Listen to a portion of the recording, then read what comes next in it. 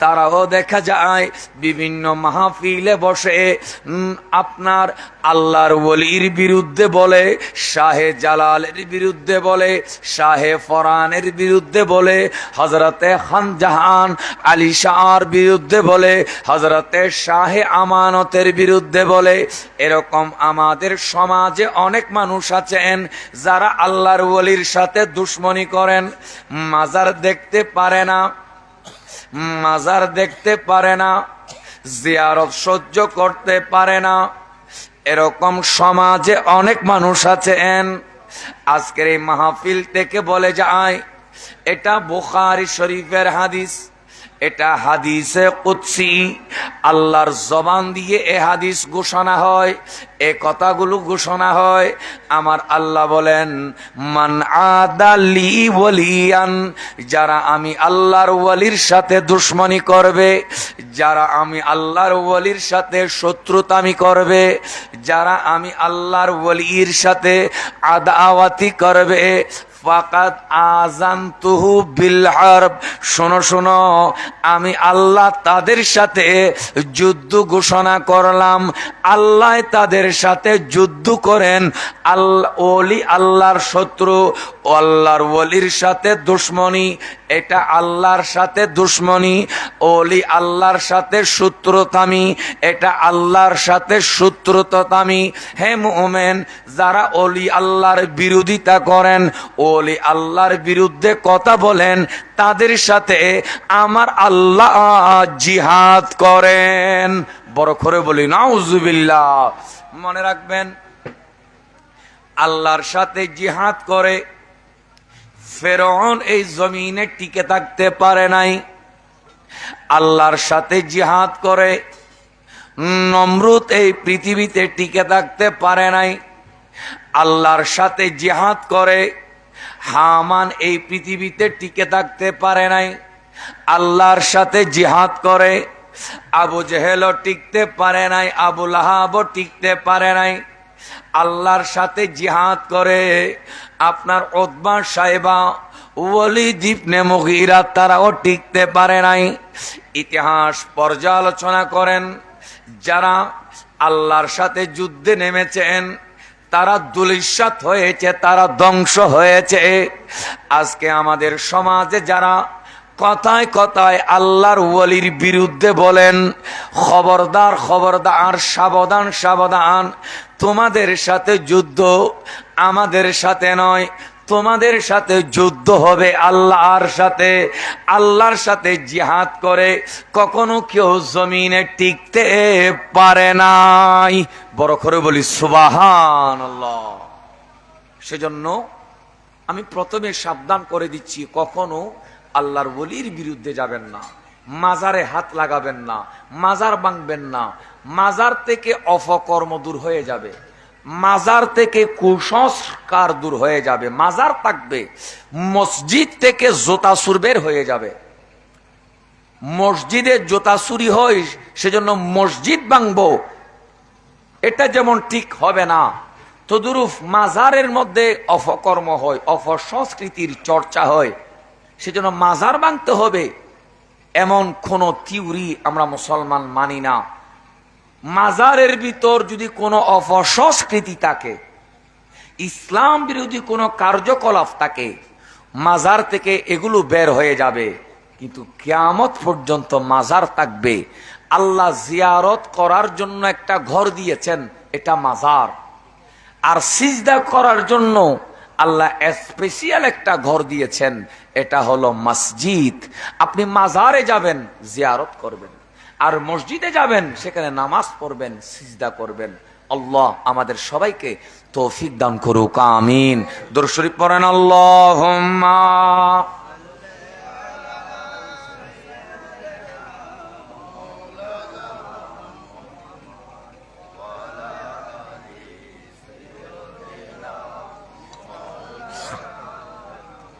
এবার আসুন, ওলি কাকে বলে? ওলি আল্লাহকে। আমরা ওলি কাকে মানব? এখন তো আমরা যাকে তাকে ওলি আল্লাহ বলে ফেলি। তার ভিতর নবীর আখলাক নাই, চরিত্র নাই, নবীর সুন্নাত নাই, নামাজ পড়ে না, রোজা রাখে না, কোরআনটাও শুদ্ধ করে পড়তে পারে না, সে নাকি ওয়ালি, সে নাকি শাহজাদা, সে নাকি গদিনশীন পীর তরিকত রাহনুমায়ে শরীয়ত, যার ভিতর শরীয়তের ন্যূনতম দাড়ি, ওই দাড়িটাও তার মুখে নাই, সে নাকি রাহনুমায়ে শরীয়ত হয়ে গেল। আমি বলবো এসব বন্ড বন্ড বন্ড বন্ড। হে মোমেন, ওলি কারা? হাদিসে পাকে ঘোষণা হচ্ছেন, শোনো শোনো, ওয়ামা ইয়াজালু আবদি ইয়াতাকাররাবু ইলাইয়া বিন্নাওয়াফিল। কত সুন্দর থিওরি দেখেন ওলি হওয়ার জন্য। বলে ফরজ নামাজের পাশাপাশি ফজর, জোহর, আসর, মাগরিব, এশা, এই ফরজের পাশাপাশি, ফরজ ইবাদতের পাশাপাশি আপনার নফল ইবাদত করতে হবে। তাহাজ্জুদের নামাজ পড়তে হবে, সালাতুল আওয়াবিন পড়তে হবে, সালাতুত তাসবিহ পড়তে হবে, সালাতুত তওবা পড়তে হবে, সালাতুল হাজত পড়তে হবে, সালাতুল দুহা পড়তে হবে। এভাবে যত নফল নামাজ আছে, নফল নামাজগুলো আদায় করতে হবে, নফল ইবাদত করতে হবে, আল্লাহর জিকির করতে হবে, আল্লাহর তাসবিহ পড়তে হবে। হে মুমিন, মানুষকে দান খয়রাত করতে হবে। এভাবে নফল ইবাদত করতে করতে করতে করতে ইয়াতাকাররাবু ইলাইয়া, আমি আল্লাহর নিকটে চলে আসে। আল্লাহর বান্দা যত বেশি ইবাদত করবে, ফরজের পাশাপাশি যত বেশি নফল ইবাদত করবে, ইবাদত করতে করতে করতে করতে ইয়াতাকাররাবু ইলাইয়া, আমি আল্লাহর কাছে আসবে, আমি আল্লাহর কাছে আসবে। হাত্তা আহাবাবতুহু ফাইজা আহাবাবতুহু। দেখেন কি বলে হাদিসে, যখন ইবাদত করবে ওই ইবাদতের মাধ্যমে আমি আল্লাহর কাছে আসবে, আমি আল্লাহর সাথে তার একটা সুন্দর সম্পর্ক সৃষ্টি হবে, মহব্বত সৃষ্টি হবে, ভালোবাসা সৃষ্টি হবে। আমি তাকে ভালোবাসবো, সে আমাকে ভালোবাসবে। সুবহানাল্লাহ বলেন। মহব্বত, আল্লাহর কাছে চলে যাবে, আল্লাহর সাথে প্রেম প্রীতি স্থাপন হবে।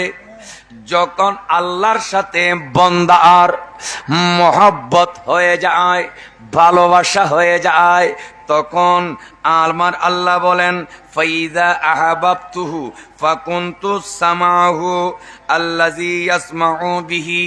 তার কানটা আর সাধারণ কান থাকে না, আল্লাহর কুদরতের কান হয়ে যায়, যে কান দিয়ে সে শোনে। ওয়া বাসারহু আল্লাযী ইয়াবসিরু বিহি। তার চোখ আর সাধারণ চোখ থাকে না, ওই চোখ দিয়ে, ওই চোখ আল্লাহর কুদরতের চোখ হয়ে যায়। ওয়া ইয়াদাহু আল্লাতী ইয়াবতিশু বিহা। তার হাত সাধারণ হাত থাকে না, এটা আল্লাহর কুদরতের হাত হয়ে যায়, যে হাত দিয়ে সে ধরে। ওয়ারিজালাহু আল্লাতী ইয়ামশি বিহা। তার কদম সাধারণ কদম থাকে না, ওই কদম আল্লাহর কুদরতের কদম হয়ে যায়, যে কদম দিয়ে সে চলে। এ দুনিয়াবাসী, আল্লাহর ইবাদত বান্দা যখন করে, আল্লাহর সাথে বান্দার যখন সম্পর্ক হয়, ভালোবাসা হয়, তার কান সাধারণ কান থাকে না, আল্লাহর কুদরতের কান। তার চোখ সাধারণ চোখ নয়, আল্লাহর কুদরতের চোখ হয়ে যায়।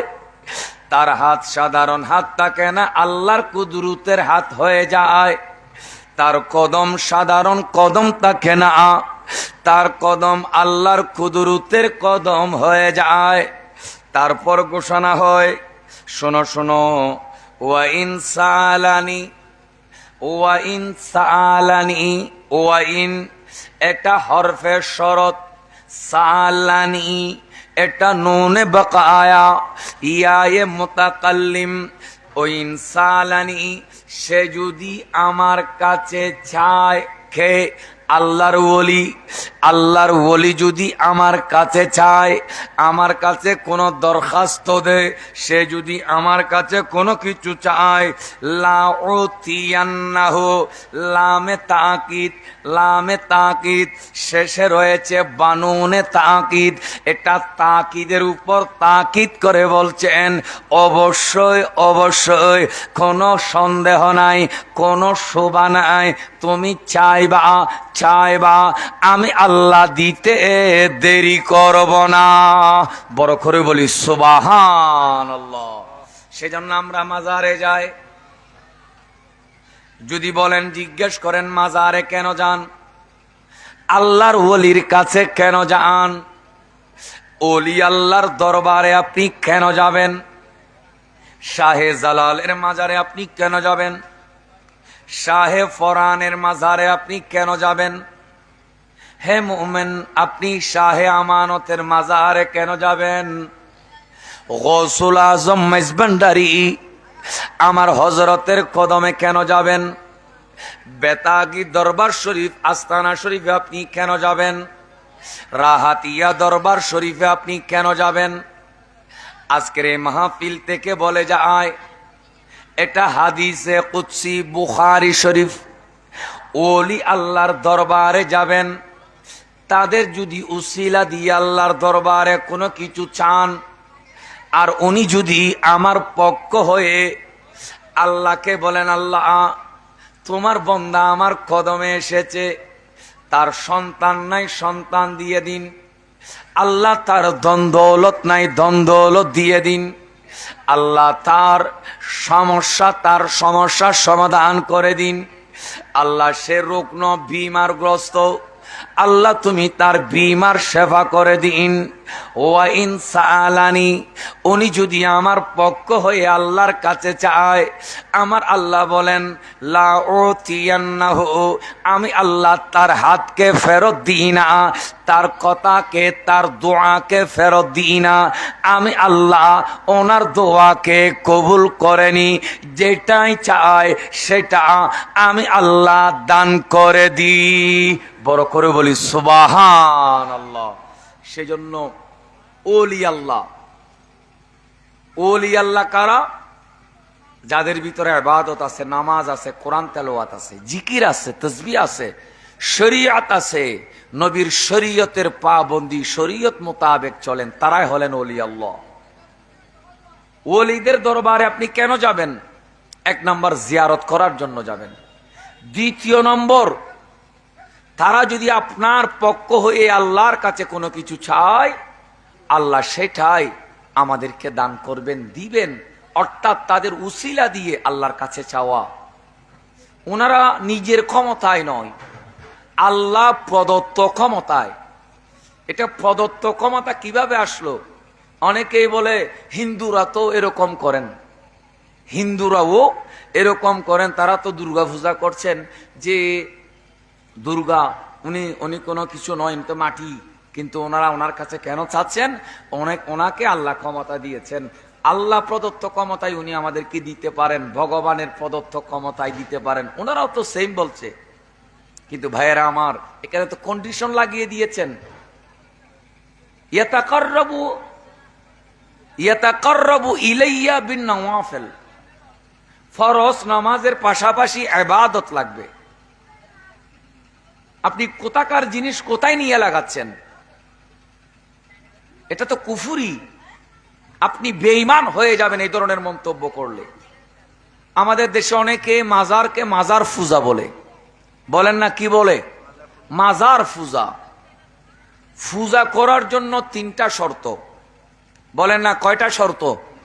পূজা করার জন্য 3টা শর্ত মানতে হবে। 1 নাম্বার, এভরিথিং ইজ গড, সমস্ত কিছু খোদা।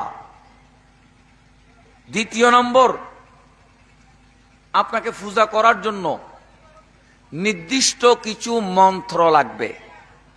নির্দিষ্ট কিছু কি লাগবে? মন্ত্র লাগবে, আপনাকে মন্ত্র পড়তে হবে। পূজা করার জন্য তৃতীয় নম্বর শর্ত, মূর্তি লাগবে, যে কোনো একটা জিনিসের আকৃতি লাগবে। তো মাজারে যাচ্ছেন, সেখানে কোনো মূর্তি আছে? বলেন না, মূর্তি আছে? তাহলে পূজা করার প্রথম শর্ত সেখানে নেই। মাজারে গিয়ে কি আপনারা মন্ত্র পড়েন না কোরআন তেলাওয়াত করেন? কোরআন তেলাওয়াত, সূরা ফাতিহা, সূরা ইখলাস শরীফ। তাহলে দ্বিতীয় শর্ত সেখানে নাই। তৃতীয় নম্বর, আপনারা কি মাজারে যান তাকে আল্লাহ মনে করেন, খোদা মনে করেন, নাকি আল্লাহর বন্দা মনে করেন? আমরা মাজারে যাই, মাজারওয়ালা উনি তো আল্লাহ নয়, উনি হচ্ছেন একজন আল্লাহর বন্দা। আল্লাহর বন্দা মনে করে আমরা মাজারে যাই।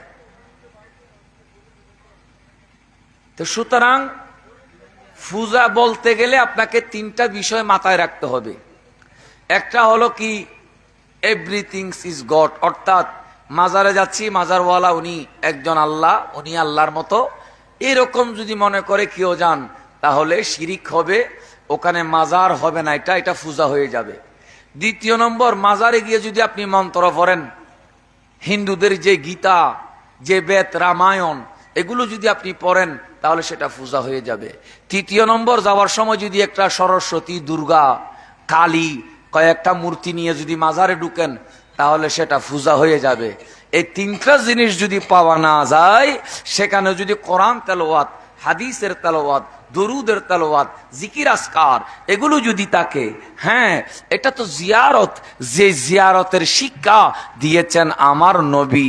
জিয়ারত এটা তো বেদাত নয়, জিয়ারত করা এটা আমার নবীর সুন্নাত।